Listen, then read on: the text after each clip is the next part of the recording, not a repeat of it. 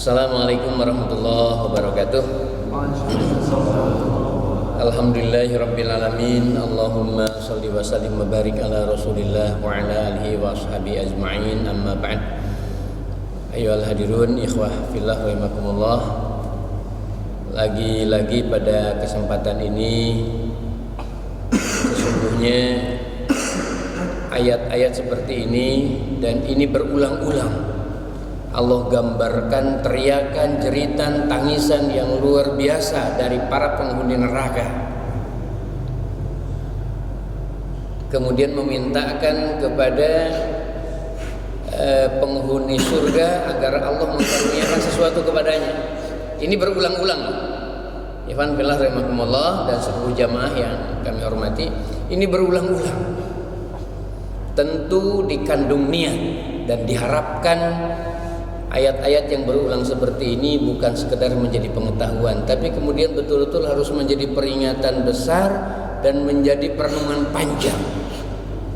Boleh jadi kita mengatakan kayaknya bukan kita yang berteriak nanti, naudzubillah. Justru ini disampaikan agar kemudian kita berhati-hati dengan hal-hal yang sederhana sebenarnya.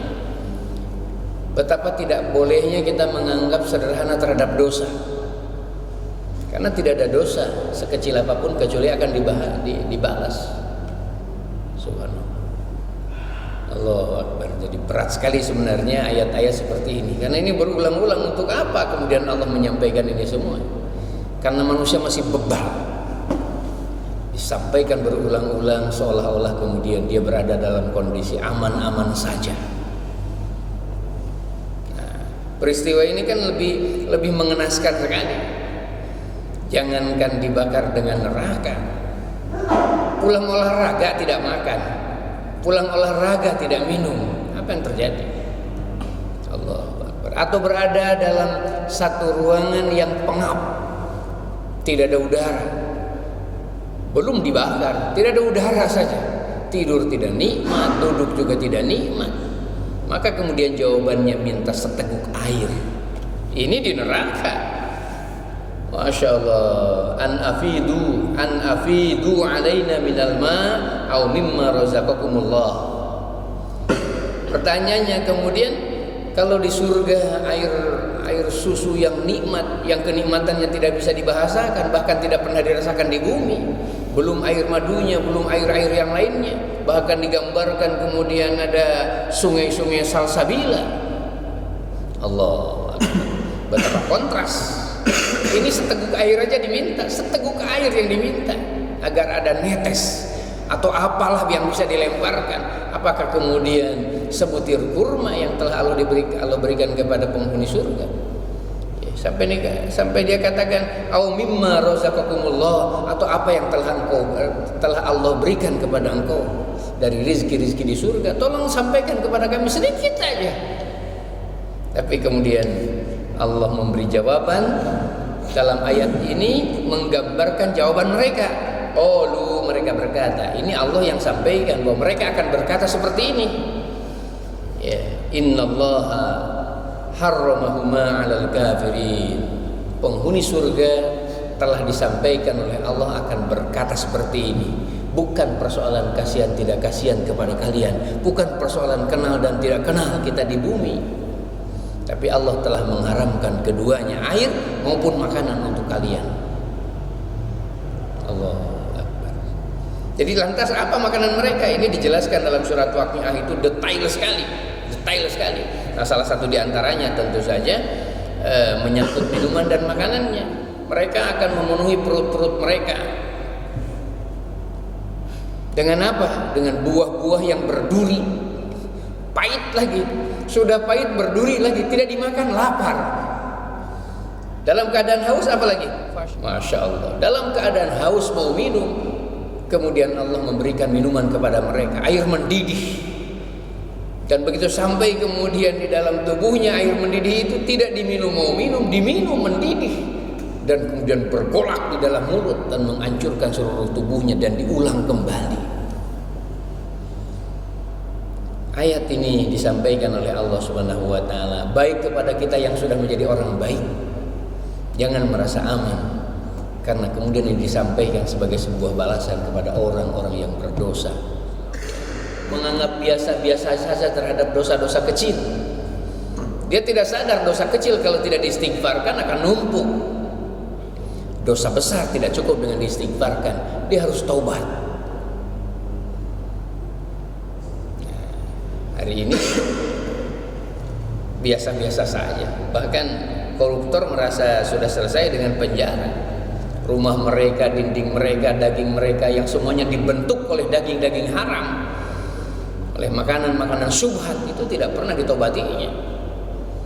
Pulang kemudian dari penjara 1 tahun kemudian, mobilnya masih ada padahal hasil korupsi. Dinding rumahnya yang terbuat dari bakaran-bakaran neraka masih ada. Masya Allah. Atau kemudian orang koruptor, tapi sebenarnya koruptor itu ada istilah baru.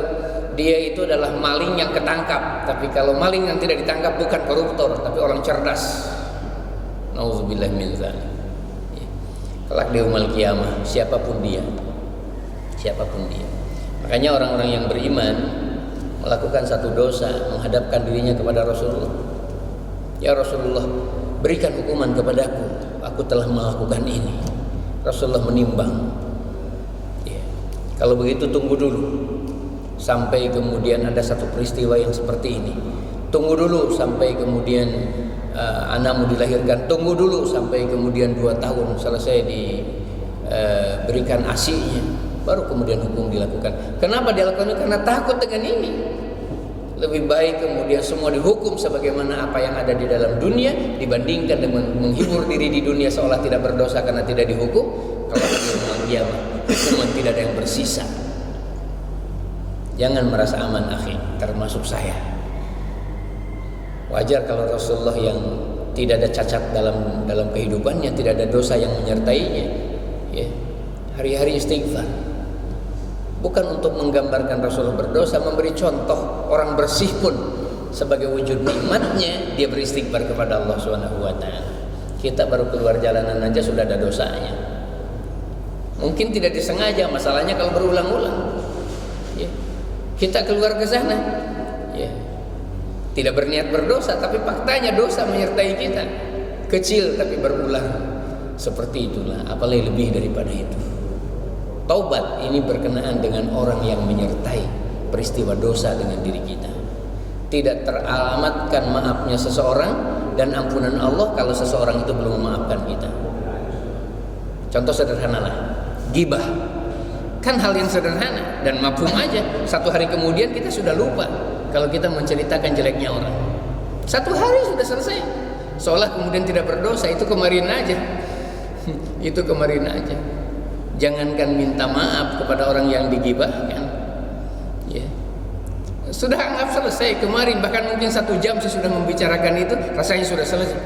Saya menceritakan orang, tapi 1 jam kemudian kita sudah cerita lain, sudah ngomong yang lain, sudah pekerjaan yang lain, seolah-olah kemudian tidak ada lagi dosa, hanya perasaan berdosa aja. Padahal orang yang nyata-nyata minta ampun kepada Allah Subhanahu wa taala berkenaan dosa kemanusiaan tidak akan diampuni sebelum orang itu kemudian memaafkan kita. Ya untunglah kita-kita yang mungkin masih ketemu bisa bersalaman tanpa harus cerita. Masalahnya ketika kita tidak pernah salaman dengan orang yang kita berdosa kepadanya, kita menceritakan kepadanya. Bagaimana kalau kepada pemimpin? Kalau pemimpin harus diceritakan dosanya, jeleknya. Kenapa? Supaya tidak dipilih kembali.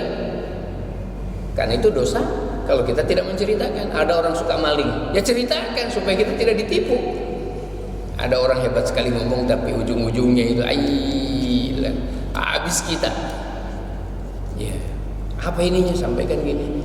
Untuk apa? Supaya kemudian kita tidak terkena menjadi objek dari penipuannya. Ya, saya kira ini ya menyangkut dosa dan lain-lain. Tidak ada satupun manusia hadir ke bumi merasa lebih bersih. Yang penting jangan merasa aman ketika kemudian dosa ini belum diistighfarkan atau belum ditobatkan. Syarat istighfar, syarat tobat tentu menyertai hal-hal yang terkait dengan ruang-ruang kemanusiaan yang menyertainya. Terima kasih dan jangan lalai, jangan hilap, jangan lupa. Kalau perlu catat karena 1 jam sesudah berdosa, jam berikutnya sudah ditutupi oleh merasa aman karena tidak ada orang yang menghukum kita. Hadanallahu wa iyyakum ajma'in. Wassalamualaikum warahmatullahi wabarakatuh.